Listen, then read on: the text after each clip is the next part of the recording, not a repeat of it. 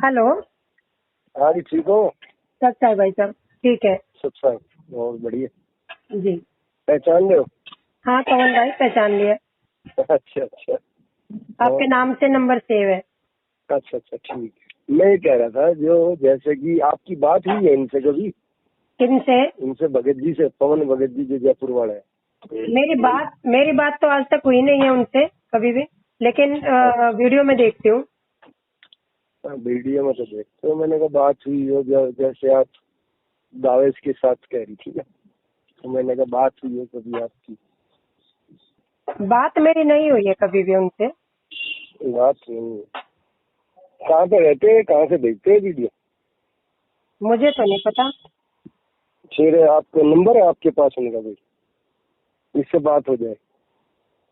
जिससे बात हो जाए? आपने बात करनी है क्या उनसे? नंबर? हाँ, बात करना चाह रहा हूँ मैं, बात करके पता तो चले क्या बता रहे हो। तो बात तो उनसे हो ही नहीं पाती ना। अच्छा, क्यों बात क्यों नहीं हो पाती? बात तो हो जाती हो, मेरठ में रहते थे वहाँ। पता नहीं, मेरे को तो मेरठ में रहते हैं, कहाँ रहते हैं। मेरठ में रहते थे। मेरठ तो छोड़ दिया ना उन्होंने। कब? ये भी नहीं पता मुझे तो, लेकिन वो मेरठ में शायद नहीं रहते अब। ये मेरठ ही रहते हैं, कौन कह रहा है मेरठ में रहते? वही प्रोग्राम करते, सत्संग करके। अभी तक तो मेरठ ही रहते थे। अच्छा, फिर इतना मुझे पता नहीं है, क्योंकि मेरे को तो जहाँ तक उनकी वीडियो मैं सुनती हूँ, तो उनकी वीडियो से मुझे यही लगा था कि वो मेरठ नहीं रहते हैं। क्योंकि अच्छा, कहाँ रहते? मेरठ में उनका जो सामान सुमून था, वो ये जो मैनेजमेंट वाले हैं, उन्होंने उनके साथ गुंडागर्दी करी बताते हैं। कब? कब करी थी अब ये तो डेट भी मुझे नहीं पता, वीडियो में ही सुना था मैंने। वीडियो तो वो उसमें वो सुना है मैंने भी कि भाई वो ये कर ऑडियो में देंगे, ही सुना है मैंने। ऑडियो में ये कर देंगे वो कर देंगे, वो मैंने सुना है। आपके द्वारा तो नहीं, वो कहीं और से आया मेरे पास। जी, ऑडियो में ही सुना है। लेकिन एक बात बताइए पवन भाई, जो वो पवन है, जो जयपुर वाले भगत है, जो हाँ। उनकी बातों से हमें तो कोई उनको गुरु गद्दार वाली बात नजर नहीं आती उनमें, कहीं पर भी, किसी भी वीडियो में। और मैंने एक वो भेजा था जहाँ पर आपको। भी मैंने सुना है, मैंने सुन ली बात, जहाँ तक मतलब गुरु गद्दार वाली बात है, और वो तो बल्कि हर चीज को पूरी क्लैरिटी के साथ बताते हैं, खोल कर बताते हैं हर चीज को, जो कि मैनेजमेंट वाला कोई भी बंदा नहीं बताता इस बात को। देखो ऐसा होता है, वो तो अलग की बात है, कौन कैसे बताता है वो तो एक अलग बात हो गई। उससे हमें तो कुछ लेना देना नहीं। देखो, अगर उसको कोई गलत सता रहा है किसी को भी, तो वो तो गलत है, ये तो हम मानते हैं। बात गलत सताया जा रहा है उनको, ऐसी बात नहीं है, क्योंकि उन्होंने जो ऑडियो हमने सुनी है, उनको लठों से मारे, डंडों से मारे, हॉकियों से मारा। वो तो पुरानी है, जयपुर की है। जयपुर के ना, लेकिन एक बात बताओ, जो मैनेजमेंट वाले सारनामी है, सारनामियों को तो मतलब ही नहीं है कि इस तरीके की हरकत करना। परमात्मा ने अगर सारनाम दिया है उनको, तो सारनाम वालों के तो लक्षण ही बिल्कुल अलग होते हैं ना भाई। बहन ऐसा है, देखो सब लोग स्कूल से पढ़ के आते हैं, सब लोग स्कूल से पढ़ने सब लोग जाते हैं, लेकिन सब न तो कामयाब होते, सब विद्यार्थी है ना, सब स्टूडेंट कामयाब थोड़ा ही होते हैं। मैं वही कहने लगी। सत साहिब जी, इस भाई का तर्क यहाँ पे बिल्कुल गलत है, क्योंकि सारनाम के लिए परमात्मा ने स्पष्ट बोला हुआ है कि ये दास केवल उसी आत्मा को सारनाम देगा जो पूर्ण उस परमेश्वर के प्रति समर्पित होगी, वरना दास किसी को भी सारनाम देके परमात्मा की नज़रों में दोषी नहीं बनेगा। तो वर्तमान में परम पूज्य सतगुरु रामपाल जी महाराज जी केवल उसी आत्मा को सारनाम कहिए या सारशब्द कहिए, उसको प्रदान करेंगे जो वास्तव में उसके लिए हकदार होगी, जो वास्तव में सारनाम प्राप्त करने के योग्य होगी, और उस अनमोल जड़ी बूटी को लेने के बाद वो कभी कोई गलती नहीं करेगा, क्योंकि परमेश्वर अंतर्यामी है। वो कभी भी एक बच्चे के हाथ में असली बंदूक नहीं थमाएंगे। सत साहिब, ऐसी बात है। तो एक बात से इसका कोई मतलब थोड़ा ही होता है। पवन भाई, आप एक बात बताइए। हाँ। मतलब वो कहते हैं ना कि इंसान की परख तो उसके व्यवहार से, चाल चलन से होती है ना, बातों से होती है। सही कह रहे हैं आप। देखो, वो जो आदमी है, जो बंदा है देश का, जिसका नाम है, जो वो वीडियो में बोल रहा है, वो मैंने जो आपने मुझे भी ऑडियो भेजी थी ना, वो ऑडियो तो मैंने बहुत पहले की सुनी हुई है कि तेरे मुंह में मूत दूंगा। हाँ, वो जो है ना, वो जो उसकी है ना, वो देशराज जो बंदा है, वो देशराज तो एक मैनेजमेंट में नंबर का है। गुंडा गुंडा बताते हैं उसको तो। हाँ, वो गुंडा ही है, वो गुंडा ही है, इसमें कोई शक नहीं है। उसमें कोई भी शक नहीं है, वो आदमी गुंडा ही है। तो मेरे से झगड़ा करा था उसने 5-6 महीने पहले। लेकिन अभी जैसे पवन भाई ने बताया था कि भाई उन्होंने उनको रॉड से, हॉकियों से उनके बच्चों को किचन में बंद कर दिया और उनको मारा, और उसके हाँ, बावजूद भी उन्होंने परमात्मा से प्रार्थना की कि मालिक इनको कुछ मत होने देना, क्योंकि ये भी मेरे अपने बिछड़े हुए भ्रमित भाई बहन है, और ये अभी काल के चक्कर में फंसे हुए हैं, और इनको किसी भी तरह का कोई नुकसान मत पहुंचाना मेरे मालिक, ये प्रार्थना नहीं, करी। वो तो बात ठीक है, प्रार्थना तो उसकी पहुंची नहीं ना कोई। तो भाई मेरे ये बताओ, जो मैनेजमेंट वाले हैं उनकी प्रार्थना पहुंचती है क्या वहाँ पे? हाँ, पहुंचती है समझो, आपकी पहुंच जाएगी, हम्म। आपकी भी पहुंच जाएगी। मैंने एक बार लगाई थी प्रार्थना, तो मेरे तो प्रार्थना नहीं पहुंची। नहीं, आपकी डायरेक्ट बात ही हो जाएगी, इसमें कौन सा बड़ी बात है। मेरी परमात्मा से डायरेक्ट बात हो जाएगी। देखो, उनके बच्चों की, उनके भाई की आवाज बिल्कुल मिलती जुलती है, ठीक है। ये जो आज नहीं, अलग आपने अलग है, ऑडियो भेजी मिलती है ना, जुलती नहीं है, ये अलग जो अलग है सब। ये जो आज आपने ऑडियो भेजी हुई है ना मेरे को, अब वो तो गुरु जी की आवाज है, वो गुरु जी की आवाज है, उनके भाई की आवाज अलग है, गुरु जी की अलग है, वो हम पहचानते सब। उनके बेटे की आवाज, उनके भाई की नहीं, आवाज। बेटे की आवाज बहुत अलग है, बेटे की तो बहुत ही अलग है। हम्म। बेटे की भी अलग है, और गुरु जी की भी अलग है, और भाई की भी अलग है, सबकी अलग अलग है। सतसाहिब जी, परमपिता परमेश्वर सतगुरु रामपाल जी महाराज जी के मुख कमल से निकले शब्द अर्थात उनकी आवाज़ या उनके कलयुगी रिश्तेदारों की आवाज़, चाहे सेम हो या सेम ना हो, हमें उन बातों से कोई मतलब नहीं होना चाहिए। हमने केवल परमपिता परमेश्वर के द्वारा जो हमें अनमोल तत्व ज्ञान दिया गया है, जो सत्संगों में हमें आदेश दिए गए हैं, हमने केवल उन्हीं आदेशों को फॉलो करना है। वर्तमान में उनके नाम से भेजे जा रही ऑडियो या उनकी आवाज़ में भेजी जा रही ऑडियो को भी यदि हमने मानना है, तो सबसे पहले हमने ये तय कर लेना है कि उन ऑडियो में जो बातें कही जा रही हैं, जो ज्ञान बताया जा रहा है, जो आदेश दिए जा रहे हैं, क्या वो मेरे परमपिता परमेश्वर सतगुरु रामपाल जी महाराज जी के सत्संगों से मेल खाते हैं या नहीं खाते हैं। यदि उनके सत्संगों से मेल नहीं खाते हैं, 27 साल से उन्होंने जो वचन कहे, जो शब्द कहे, यदि उससे मेल नहीं खाते हैं, तो वो ऑडियो भले ही संत रामपाल जी महाराज जी की हो, एक ज्ञान आधारी भगत के लिए उस ऑडियो का कोई महत्व नहीं होगा। सत साहिब, 200 अब आज से 650 साल पहले जो परमात्मा ने काशी में ज्ञान दिया था, वही बात आज भी बोल रहे हैं। ये थोड़ा है कि 5 साल के बाद वो तो बात आपकी उनके ठीक वचन है। बदल गए, और उतने पुराने साल पहले तो उनके वचन नहीं बदले। आज 4 साल पहले के वचन कैसे बदल जाएंगे? नहीं, वो तो परमात्मा ठीक दोगली है, बात नहीं करेंगे। लेकिन परमात्मा वो दोगली जो बात नहीं बोला करेंगे। हुआ है ना, वो जो अभी बोला हुआ है, वो ओरिजिनली है। वो प्रार्थना करी थी उसकी बेटी ने गुरुजी की, कि गुरुजी ऐसे ऐसे परेशान कर रहे हैं वो, और ऐसे ऐसे कह रहे हैं, तो लेकिन इसलिए मैं वो भी वीडियो। देखो बाई हार्ट मैं भी आपको बता रही हूँ, मुझे भी नहीं लग रही परमात्मा की आवाज है वो, संत रामपाल जी महाराज जी की आवाज नहीं है वो। चलो कोई बात नहीं, उसमें कोई इशू नहीं है, तो आपकी मर्जी है, उसमें कोई इशू थोड़ा ही ना।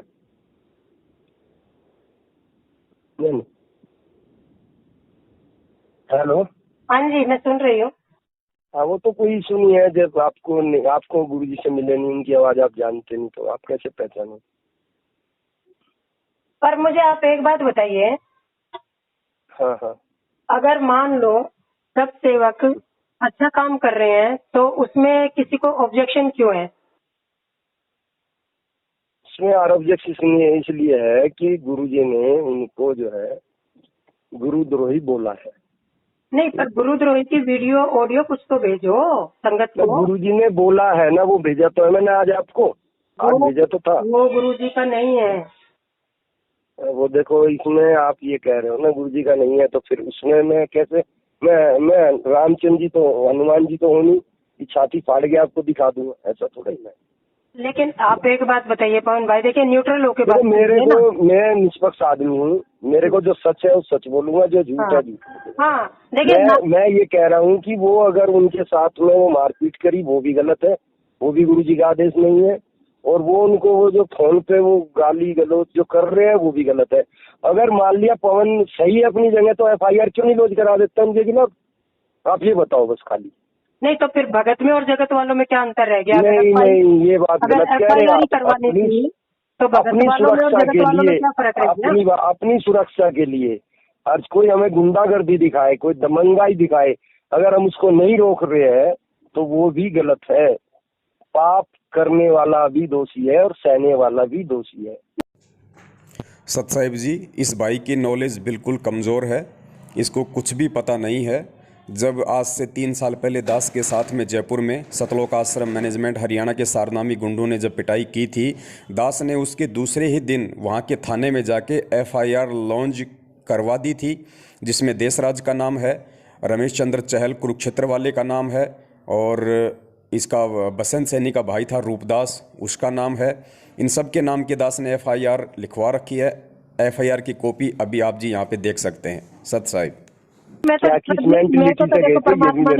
मुझे तो परमात्मा ने अपनी शरण में 1 साल से लिया हुआ है, ठीक है।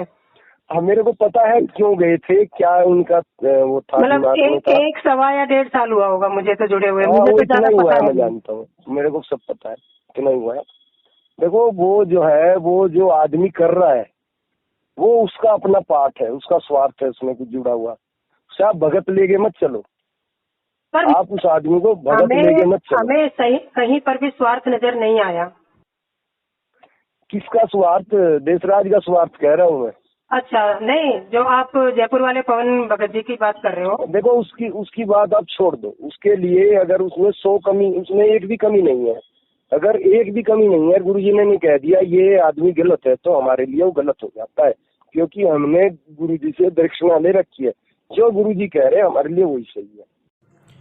सत साहिब जी, यहाँ पर इस भाई का ये कहना कि चाहे पवन दास में किसी प्रकार की कोई कमी नहीं है, लेकिन हमें यदि गुरुजी ने ये कह दिया कि वो गुरुद्रोही है तो हमारे लिए फाइनल है। तो दास आप जी को बता देता है, आध्यात्मिक दृष्टि से ये बात बिल्कुल भी सही नहीं होती है। ये इसकी अपनी नादानी है, मूर्खता है, इसकी अपनी मंदबुद्धिता है। सबसे पहली बात तो ये कि इसने गुरुजी के मुख कमल से ये बातें नहीं सुनी है, केवल इसने एक फर्जी ऑडियो सुनी है जिसको हम सत्य नहीं मान सकते हैं। यदि गुरुजी कहें आमने सामने खड़े होके तो फिर हम उस चीज़ को स्वीकार हम जरूर करेंगे, लेकिन अभी केवल गुरुजी के आदेशों की आड़ में एक फर्जी ऑडियो निकाल के इस तरह की बातें करके संगत को भ्रमित किया जा रहा है, जिन ऑडियो पे बिल्कुल भी विश्वास नहीं किया जा सकता है। दूसरी बात, परमपिता परमेश्वर सतगुरु रामपाल जी महाराज जी की एक विशेष खासियत है जिसको नकारा नहीं जा सकता है, और उनकी सबसे बड़ी खासियत ये है कि संत रामपाल जी महाराज यदि किसी पर भी कोई दोष लगाते हैं या कोई भी बात वो सामने रखते हैं तो उस बात के वो 10 प्रमाण देते हैं साथ में। जैसे उन्होंने ब्रह्मा विष्णु महेश को अजरो अमर नहीं बताया, उनके माता पिता बताए, वो भी लक 84 में जाते हैं। उन्होंने जितनी भी बातें भगत समाज के सामने रखी हैं, साथ में गीता जी से, वेदों से, कुरान से, पुराण से, इन सभी से सैकड़ों प्रमाण भी हाथों हाथ दिए हैं ताकि कोई उनसे सवाल ना कर सके। तो यदि संत रामपाल जी महाराज जी ने ही पवन दास को गुरुद्रोही कहा है तो आज तक 7 साल हो गए, एक भी प्रमाण इस पवन दास के खिलाफ कि ये गुरुद्रोही है क्यों नहीं दिया गया? कोई एक ऐसा पॉइंट क्यों नहीं बताया गया? कोई एक ऐसी बात सामने, एक ऐसा प्रमाण सामने क्यों नहीं रखा गया जो ये साबित कर सके कि पवन दास इस पॉइंट पे गुरुद्रोही है? तो ये भाई की जो इस तरह की बातें हैं ये बिल्कुल बेबुनियाद हैं। एक ज्ञान आधारी भगत के लिए इन बातों का किसी प्रकार का कोई महत्व नहीं होता है। सत साहिब, पहले भी बताया था। आप एक बात बताइए, तो मैनेजमेंट वालों की गुंडागर्दी भी हमने सुनी, उधर से पवन भाई के भी हम वीडियो सुन रहे हैं, आप पवन भाई हमसे बात कर रहे हो, आपके भी हम सुन रहे हैं। तो भगत बेचारे कहाँ जाएंगे आप ये बताइए मुझे। देखो, भगत कहीं जाने की जरूरत नहीं है, वो बैठ के अपनी भक्ति करो, कोई जरूरत नहीं है किसी के वो उसमें ज्यादा इंटरफेयर या सुनने की, क्योंकि नया आदमी क्या होता है। एक सत साहिब जी, इस भाई के अनुसार यदि भगत को कुछ भी करने की आवश्यकता नहीं है और खाली बैठ के अपनी भक्ति ही करनी है वर्तमान में, तो ये भाई क्यों भाषण दे रहा है इस बहन को फ़ोन करके? सतलोक आश्रम मैनेजमेंट हरियाणा की चापलूसी करते हुए ये भाई क्यों इस बहन को बार बार भ्रमित करने के लिए, इसका मनोबल डाउन करने के लिए क्यों बार बार इसको फ़ोन कर रहा है? ये भी बैठ के अपनी भक्ति करे, ये भी बैठ के अपने घर पे अपनी भक्ति करें, क्यों फालतू में ये भाषणबाजी कर रहा है। तो पुण्यात्माओं, ये इनका दोगला आचरण है, ये बोलते कुछ हैं और ये लोग करते कुछ और हैं। सत साहिब कि जगत और भगत में फिर अंतर ही क्या रह गया? नहीं, आप एक बात बताइए, जगत और भगत का अंतर ये है कि मान लिया उसको कोई दिक्कत नहीं है, अब वो उनसे अलग रहता है और वो उसको गाली देते हैं। सुनो मेरी बात, जगत और भगत का इससे कोई मतलब नहीं है। ये कानून ये सब बंद करा देते भगवान, ऐसा थोड़ा ही होता है। अभी कानून देखिए, बंद करा देते बात भगवान, सुनिए ऐसे तो। पवन भाई, आप बात सुनिए। अभी जैसे ज्योति का मतलब पैसा वहाँ पे भेजते हैं, वो सब अपने काम में लेते हैं ये मैनेजमेंट वाले। अभी नहीं जयपुर वाले जो आप पवन ऐसा नहीं, भगत है, आप ऐसा नहीं कह सकते, आप ऐसा नहीं कह सकते, क्योंकि वो भगवान के लिए दान है। तो आप भगवान को दान कर रहे हो, आपकी तरफ से भगवान के लिए दान हो रहा है, ठीक है ना, आप उसको नहीं कह सकते। लेकिन एक बात आपने बताइए, सत साहिब जी, ये भी इस मंदबुद्धि भाई की अपनी नादान सोच है, जो ये कह रहा है कि संगत तो भगवान को दान दे रही है, जबकि सबको पता है कि हमारे भगवान, हमारे पूज्य गुरुदेव इस समय हरियाणा के हिसार की सेंट्रल जेल नंबर 2 में बैठे हुए हैं और उनको केवल 2 टाइम का खाना और जो भी वो अपने तन पे जो कपड़ा पहनते हैं उनको सरकार की तरफ से दिया जा रहा है। भगत समाज का उनके पास कुछ भी नहीं पहुंच रहा है। और परमेश्वर की वाणी है कि गुरु बिन माला फेरते, गुरु बिन देते दान, गुरु बिन दोनों निष्फल है, चाहे पूछो वेद पुराण। तो ये दान जो संगत के द्वारा दिया जा रहा है, ये संगत की महामूर्खता है, संगत की नादानी है। और इस दान से इन लोगों ने किस प्रकार से राजनीतियां की हैं, कभी बीजेपी, कभी कांग्रेस, कभी ओम प्रकाश चौटाला, कभी जाटों के आरक्षण में इन्होंने 20-30 लाख रुपए भक्तों का दान का चंदे के रूप में दिया है। तो कभी राजस्थान के गैंगस्टर आनंदपाल सिंह की सीबीआई जांच के समर्थन में इन लोगों ने 10-15 लाख रुपए उन लोगों को जो है चंदे के रूप में दिए हैं। तो यहाँ तो सर्वविदित है भगत समाज के दान का दुरुपयोग हो रहा है। साथ में ये जितने भी सतलोक आश्रम मैनेजमेंट हरियाणा के मुख्य लोग हैं, स्टेट कोऑर्डिनेटर हैं, नामदान संचालक हैं, इन लोगों की एक मोबाइल खरीदने की औकात नहीं थी, आज ये लोग स्कॉर्पियो गाड़ियों में घूम रहे हैं। इन लोगों के मकान की छतें बरसात में टपका करती थी, आज ये लोग बड़ी बड़ी प्रॉपर्टी के मालिक बने हुए हैं। इनकी पैंट फटी हुआ करती थी, आजकल ये लोग रेंगलर की 4-4, 5-5 हज़ार रुपये की जींस और 5-5 हज़ार रुपये के जूते पहन के डोलते हैं। तो भगत समाज का दान तो यहाँ पे काम में लिया जा रहा है। ज्योति और पाठ तो केवल एक दिखावा है, एक बहाना है, ताकि उसके सहारे भगत समाज को लूटा जा सके।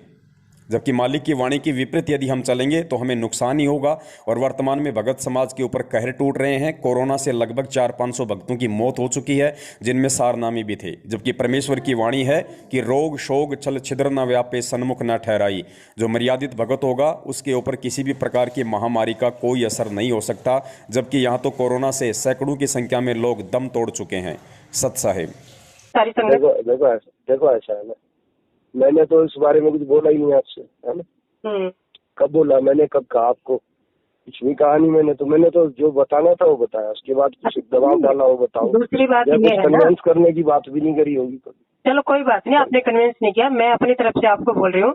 अगर मान लो आज इतनी संगत उनके साथ जुड़ी हुई है, उनके साथ क्या मतलब, उनकी ऑडियो और वीडियो सुन के जुड़ी हुई है उनके परमात्मा साथ से। कोई नहीं जुड़ा हुआ है, उनके जो जुड़े हैं सब भगवान के लिए जुड़े हैं। बस लेकिन परमात्मा हाँ के लिए वो जुड़े, ठीक है, उनको थोड़ा सा जो बेचारे नहीं समझ पाते या कुछ दिक्कत होती है तो फिर परमात्मा के लिए ही जुड़े हैं। लेकिन वो देखो हाँ, हर चीज को क्लैरिफाई कर करके समझाते हैं, हर बात को। आपने एक मैसेज भेजा था मेरे पास, उसमें कहा था कि 2014 के बाद जिन्होंने नामदान लिया है वो उनके घर पे हम चरण पादुका भेज देंगे। मैसेज था आपके पास से आया था मेरे पास एक, है ना। मैं कहूँ तो दोबारा भेज दूंगा आपको। कहाँ से वो चरण पादुका ला के देंगे ये बताओ मेरे को। जब गुरु जी के संपर्क में नहीं है तो चरण पादुका कहाँ से लाएंगे बहन, ये बताओ। वो मैसेज वो था जो चरण पादुका की बात आई थी, उनका कहने का मतलब ये था कि ऑडियो और वीडियो उसमें ये जो संडे वो होती है ना उनकी लाइव आते हैं जो, उसमें उन्होंने बताया था, उसमें वो बता रहे हैं कि हमें उस चीज का खुलासा करके बता रहे हैं वो। नहीं वो तो ये कह रहे चरण पादुका ले जाओ, हम उनके घर भिजवा देंगे, ये कह रहे। सत साहिब जी, जब से परमपिता परमेश्वर सतगुरु रामपाल जी महाराज जी ने भगत समाज के लिए 740 66 93 111 ये जो मोबाइल नंबर हैं जिस पर मिस कॉल करते ही उस भगत का नंबर हमारे पास में आ जाता है और उसके बाद में उसके मोबाइल पे डायरेक्ट टेक्स्ट मैसेज यानी वीडियो के लिंक वगैरह जाने शुरू हो जाते हैं। तो काफ़ी समय पहले सतलोक आश्रम मैनेजमेंट हरियाणा ने हिसार तारीख पे गए हुए भक्तों को एक चरण पादुका उनके माथे पे रखी जा रही थी, उनके सिर पे रखी जा रही थी, पता नहीं वो कहाँ से लाए थे, वो किसकी थी। उस आधार से दास ने ये एक मैसेज बना के डाला था कि जिस जिस भगत भाई बहन को परमपिता परमेश्वर सतगुरु रामपाल जी महाराज जी की चरण पादुका चाहिए तो इस नंबर पे मिस कॉल मारो। तो ये सतलोक आश्रम मैनेजमेंट हरियाणा वाले ये मंदबुद्धि हमारे भाई बहन इन बातों को समझ नहीं पाए और इन्होंने इसका ये अर्थ निकाल दिया कि पवन दास कहाँ से चरण पादुका लाएगा। अरे चरण पादुका तो सबके घर पे ऑलरेडी हैं, यदि आपको विश्वास है तो।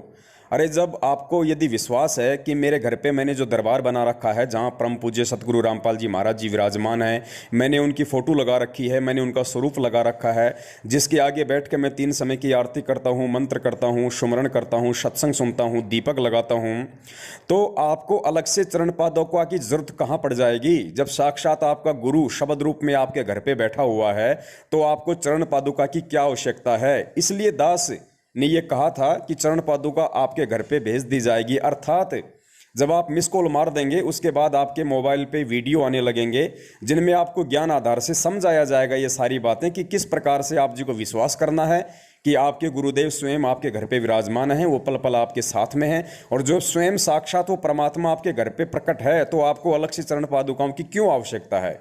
तो वो बात सिर्फ एक बार उस भगत से मिस कॉल मरवाने के लिए कही गई थी क्योंकि ये कॉमन सेंस की बातें होती हैं, ये बातें केवल एक ज्ञानी भगत को समझ में आती हैं, सतलोक आश्रम मैनेजमेंट हरियाणा वालों के पल्ले पड़ने वाली नहीं है। सत साहिब। अरे पवन भाई सीधी सी बात है, आप देखो परमात्मा ने हमने बहुत अच्छी परमात्मा ने अपनी शरण में ले लिया, भक्ति हमें दे दी, जंगल से सारी जड़ी बूटियां ढूंढ ढांड के निकाल के हमें भक्ति बोध में बनाकर दे दी दवाई। अपने घर बैठ माला जपो, परमात्मा का ध्यान लगाओ और अपनी तीनों टाइम की आरती करो और अपने कर्मों का ध्यान रखो। वो तो खैर वो तो अलग चीज है, थोड़ा सा दुख ऐसा होता है मेरा। क्या जरूरत पड़ी है इन चक्करों में कि आज उस सेंटर पे जाओ, आज उस सेंटर पे जाओ। ये तो बेफालतू तो नहीं होता है, जब भी तो जाओगे सेंटर में, नहीं जरूरत ही नहीं जाने की। ये कुछ काम है जब तो जाऊंगा सेंटर में, ऐसे क्यों जाऊंगा।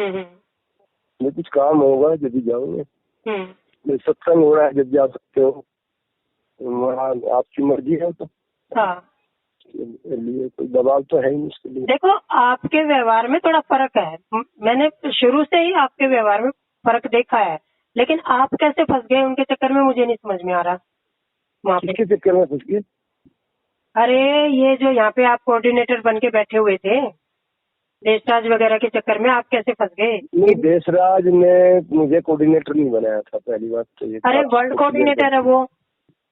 अरे वो कुछ नहीं है, खामा बकवास वाली बात है, वो कुछ नहीं, वो एक बेवकूफ आदमी है, सिर्फ उसको मैं अच्छी तरह होमगार्ड का सिपाही है, उसको कुछ नहीं पता। हाँ, उनको गालियां वालियां देनी अच्छी होती है, लठवा। वो होमगार्ड की नौकरी तो करता था, अभी भी कर रहा है।